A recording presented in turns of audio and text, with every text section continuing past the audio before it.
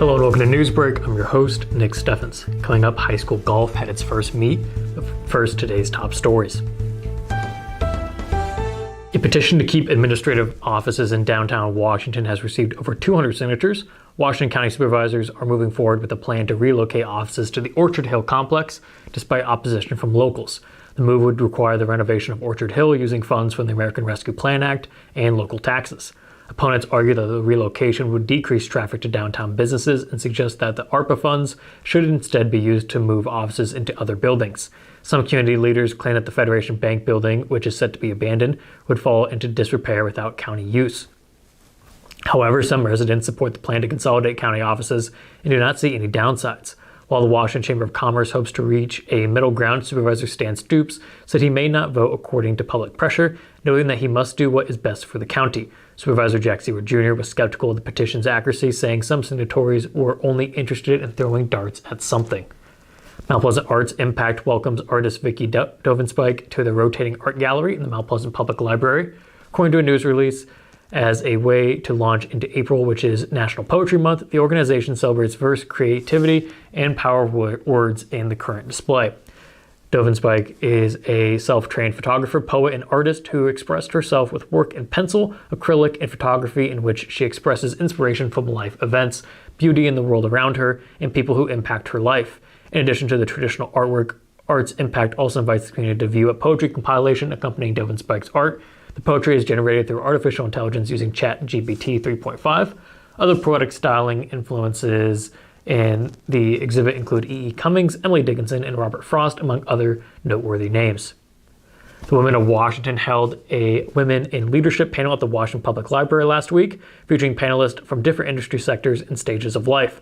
Former president of the Women of Washington and Mayor Pro Tem of the city, Millie Youngquist, led the organization's efforts for the event, which fielded questions from an audience of around 30. Youngquist said that having successful role models is important, and as some women and girls do not see their potential or know about opportunities available to them. She also noted the importance of acknowledging the advances made by women in leadership positions, stating that it was something that was once thought to be impossible. The panelists were selected from a list prepared by the Women of Washington, aiming for a variety of ages and areas of expertise. Henry County Conservation is hosting a series of three bird watching workshops for free, funded by Resource Enhancement and Protection Conservation Education Program.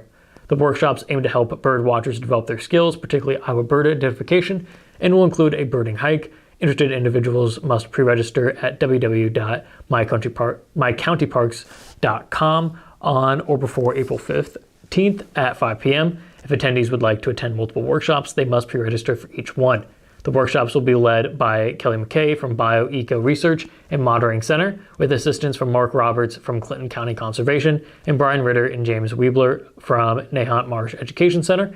The workshops are geared towards high school-aged children and adults, though kids are welcome to attend with a supervising adult participant.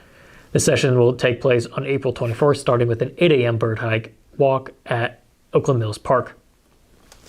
Demolition crews began tearing down the former Washington County Jail and Communication Center on Wednesday morning, which had been out of use for years. Former Washington County Supervisor Virginia Bordwell called the former law enforcement office an eyesore and a hazard, citing an anecdote about how water used to flow out of the office's electrical outlets when it rained.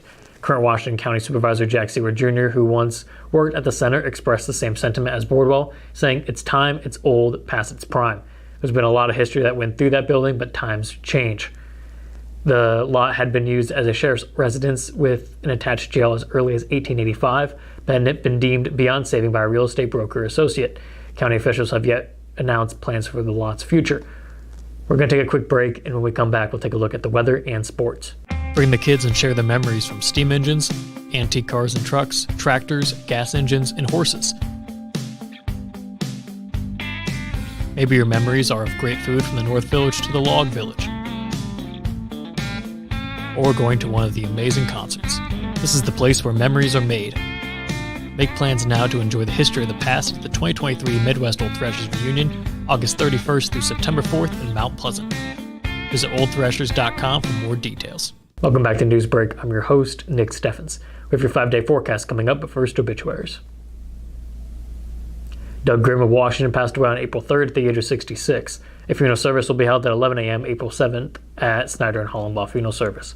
Mary Bean Blossom, formerly of Washington, passed away on April 3rd at the age of 59. No services are planned at this time. That was obituaries. It is now time for your 5-day forecast. Today has been 57 degrees with partly cloudy skies and high winds. Tomorrow will be nice with a high of 56 and sunny skies. Temperatures will increase to 64 on Friday and it will remain sunny. Looking at the weekend now, it will continue to get warmer on Saturday with a high of 68 and mostly sunny skies. Finally on Sunday, it'll be 73 with partly cloudy skies. We're going to take another quick break, and when we come back, we'll take a look at sports.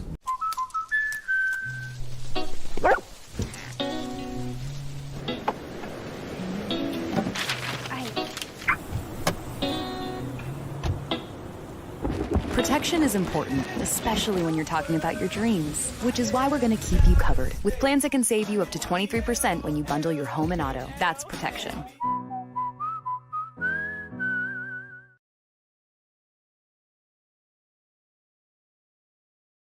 Welcome back to Newsbreak. I'm your host, Nick Steffens. It is now time for sports.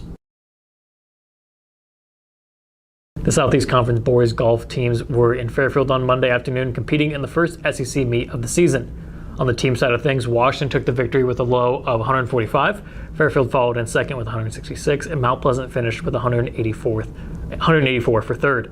Leading the Demons on the day was Rajan Roth with a medalist 33. Roman Roth followed one stroke behind with a 34. Both Drew Conrad and Luke Beanblossom shot a 39. Teague Mayer ended with a 45, and Isaac Vetter carded a 48.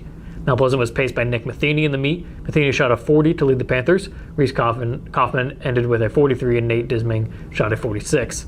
Isaac Zillman and Ben Meter both ended with 55. Jason Rich shot a 60. The boys will be back on the course on Thursday in Fort Madison. It was all Mount Pleasant when Panther boys tennis team traveled to Keokuk on Monday. The Panthers didn't have to break much of a sweat in the road win. Mount Pleasant mopped Keokuk 9-0. The Panthers didn't let the Chiefs score more than 2 in any of the single matches. That included a 6-1, 6-2 victory for Owen Van Sickle in the number 1 match and a 6-0, 6-0 sweep from Jake Ensminger in number 2. Elliott Cook cruised 6-1 and 6-0 in the number 3 match. Phoenix Watson, Tim Cam, and Gavin Ross all swept their matches 6-0 to finish off the single sweep. In doubles action, it was all Panthers. Ensminger and Cook rolled 6-0 and 6-0 in the number 1 doubles matches. Van Sickle and Cam skated out to a 6-0, 6-0 win in the number 2 doubles match. And Watson and Ross polished off the day with another 6-0, 6-0 win at number 3. Mount Pleasant is now 2-0 on the year, having gone 17-1 in total matches over the team's first 2 games. The Panthers will be back at home on Thursday to play against Fort Madison. That is the news for Southeast Iowa. I've been your host, Nick Steffens. This has been your News Break, and I'll see you.